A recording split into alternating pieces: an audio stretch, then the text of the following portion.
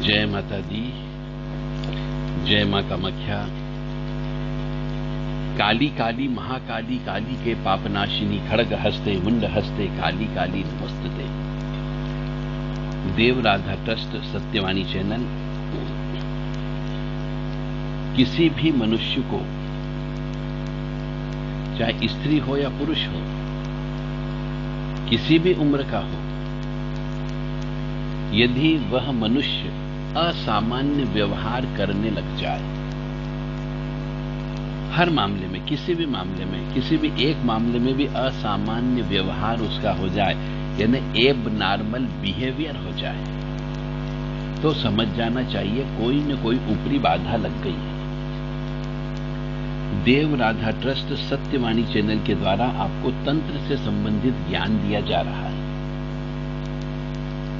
आज के जमाने में मनुष्य सामने से वार नहीं करता है, पीछे से वार करता है, और पीछे से वार करके वह मनुष्य को परेशान करता है, बर्बाद कर देता है, और इसका पीछे से वार यानी तंत्र से वार होता है। और आजकल युग में यह तंत्र बहुत ज्यादा फैलता जा रहा है। जहां तक मेरा अनुभव है, हर दूसरे तीसरे घर में कोई न कोई व्यक्ति तंत्र से पीड़ित है। कोई लड़का अपने पिता के ऊपर हाथ उठाता है तो यह भी तंत्र है। कोई लड़की यदि अपने माता पिता का कहना नहीं मानती है तो यह भी तंत्र है। और कोई यदि घर के अंदर खाना ज्यादा खाने लग जाए तो भी तंत्र है। और यदि कोई व्यक्ति को नींद नहीं आए तो यह भी तंत्र हो गया, मान करके चले। ऐसे बहुत सारे सिम्टम हैं जो मनुष्य समझता नहीं है और तंत्र हो जाता है। और जब कई दिन हो जाते हैं, क्योंकि आप आधुनिक पढ़े लिखे हो गए हैं, इंग्लिश में मीडियम से पढ़ लिख गए हैं, भारतीय संस्कार संस्कृति आपने छोड़ दी है, तो आप इस चीज को नहीं मानते हो। परंतु जब बर्बाद हो जाते हो, धन से भी बर्बाद हो जाओगे, मन से भी बर्बाद हो जाओगे, तन यानी शरीर से भी बर्बाद हो जाओगे, तब आपको महसूस होगा कि मेरे ऊपर तो तंत्र हो गया। तब फिर निकालना बड़ा मुश्किल होता है। निकलता है पर समय लगता है। जैसे कि एक साधारण मनुष्य होता है, उसके शरीर में कोई दर्द नहीं होता है। यदि कोई व्यक्ति स्वस्थ है तो कोई तंत्र नहीं है। परंतु यदि शरीर के अंदर दर्द रहता हो, आए दिन दर्द होता, बिना वजह दर्द होता हो, कंधे पे दर्द रहता हो, गर्दन में दर्द रहता हो, सिर दर्द रहता हो, तो समझ जाना चाहिए कोई न कोई चीज लग गई है, वो उसको धीरे धीरे जकड़ रही है। यदि किसी मनुष्य को अजीब अजीब से सपने दिखाई देने लग जाए तो समझ जाओ तंत्र हो गया है। अब अजीब अजीब से सपने का अर्थ होता है बुरे सपने आना, पानी में डूबते हुए देखना, अग्नि में कूदते हुए देखना, पहाड़ों से गिरते हुए देखना, अचानक बदबू आ जाना, किसी की बलि होते हुए देखना, खून देखना, यह सब जो है तंत्र विद्या के लक्षण है कि तंत्र हो गया है। हमारी बहुत सी माताएं बहनें मासिक धर्म यानी अशुद्ध अवस्था में, रजस्वला की अवस्था में, एमसी पीरियड की अवस्था में बाहर घूमती रहे, तिराहे चौराहे पर चली जाती है। बच्चे को स्कूल छोड़ने के लिए तिराहे चौराहे पर चली जाती है। वहीं से उनके ऊपर तंत्र लग जाता है और फिर उनको शरीर में दर्द रहने लगता है। इसका भी यही कारण है। गंदे सपने आने लगते हैं, शमशान मरघट मसान दिखने लगता है, छोटे छोटे बच्चे नजर आने लगते हैं, किसी काम में मन नहीं लगता है,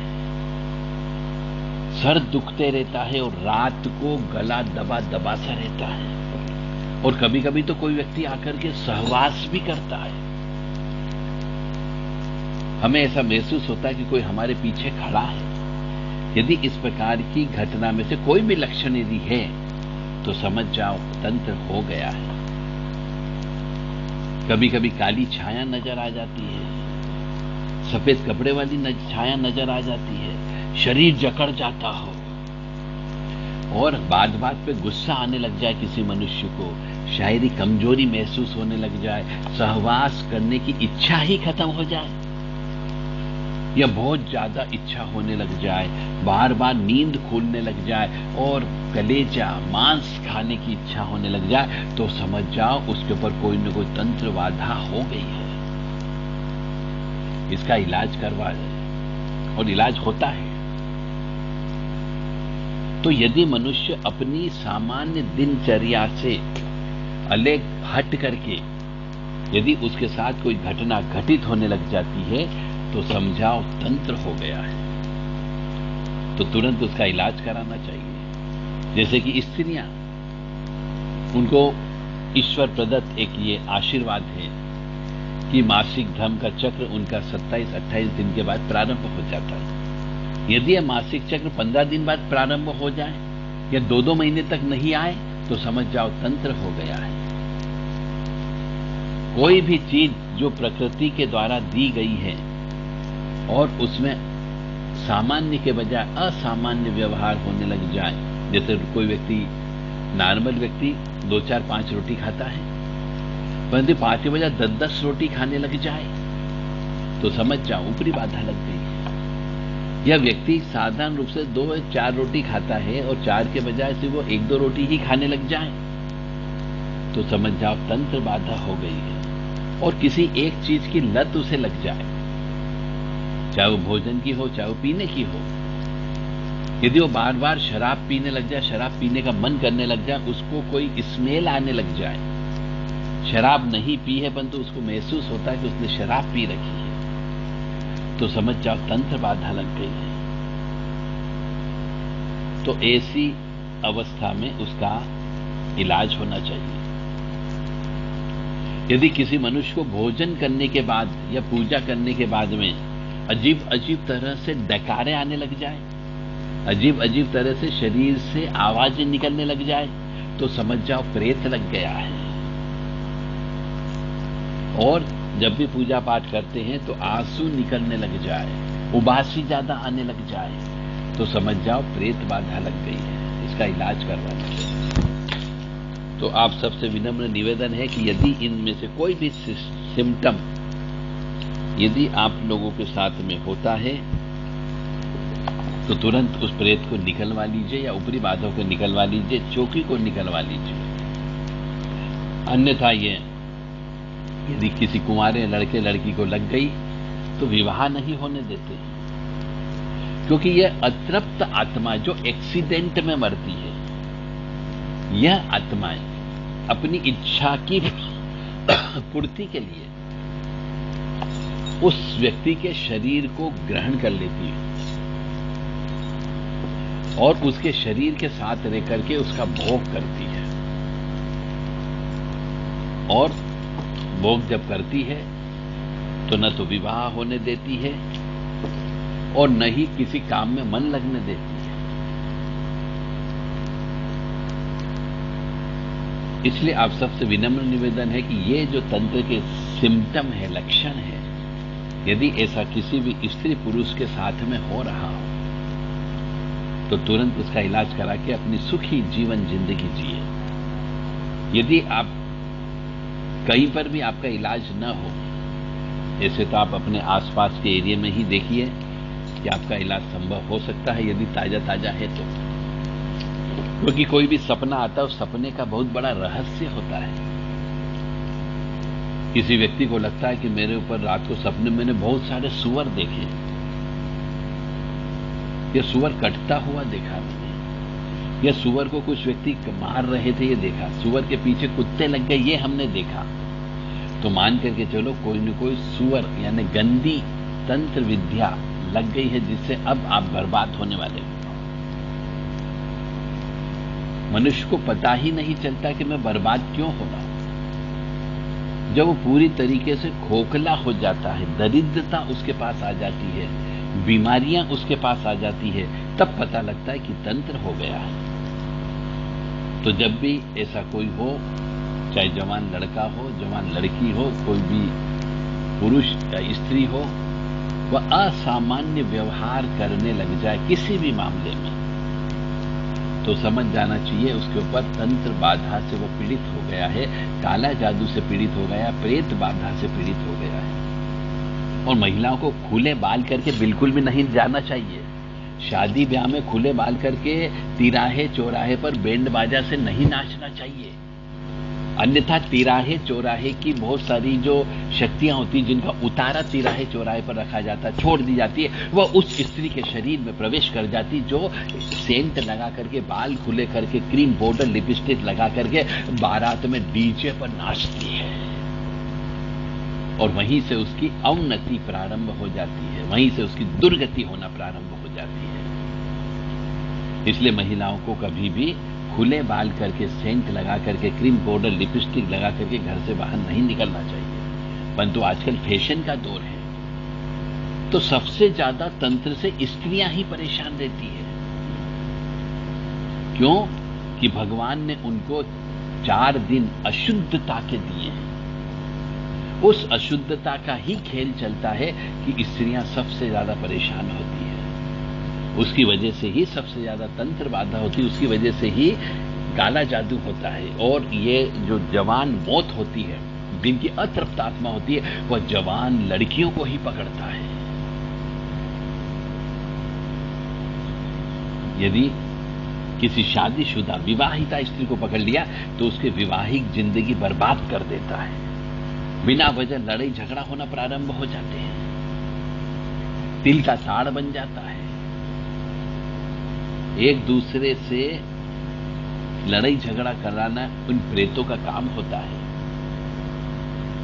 बात बात में लड़ाई झगड़ा हो जाना, सास ससुर से नहीं पटना, स्वच्छंद आचरण करना, अपनी मर्जी से जीना, ये इस प्रकार की घटना यदि किसी स्त्री करने लग जाए तो समझ जा कुछ न कुछ प्रेत बाधा, तंत्र बाधा लग चुका है। यदि 12 से 4 के बीच में आपकी नींद रोजाना खुलती हो तो भी समझ जाना चाहिए कि कुछ न कुछ तो गड़बड़ है। और यदि व्यक्ति का हर 8-15 दिन में किसी पुरुष के साथ या स्त्री के साथ अचानक डिस्चार्ज हो जाता हो, स्वप्न दोष हो जाता हो, तो समझ जाना चाहिए कि प्रेत बाधा लग गई है। इसलिए आप सबसे विनम्र निवेदन है कि यदि इस प्रकार का कोई सिम्टम हो तो उसका इलाज करा दें। अब आप कहेंगे साहब इलाज बताओ आपको, तो इसका इलाज यह है कि किसी अच्छे तांत्रिक को पकड़ा जाए, उससे उतारे करवाए जाए, हनुमान जी का हवन कराया जाए, काली मां का हवन कराया जाए, भैरव जी का हवन कराया जाए, दुर्गे महारानी का हवन कराया जाए,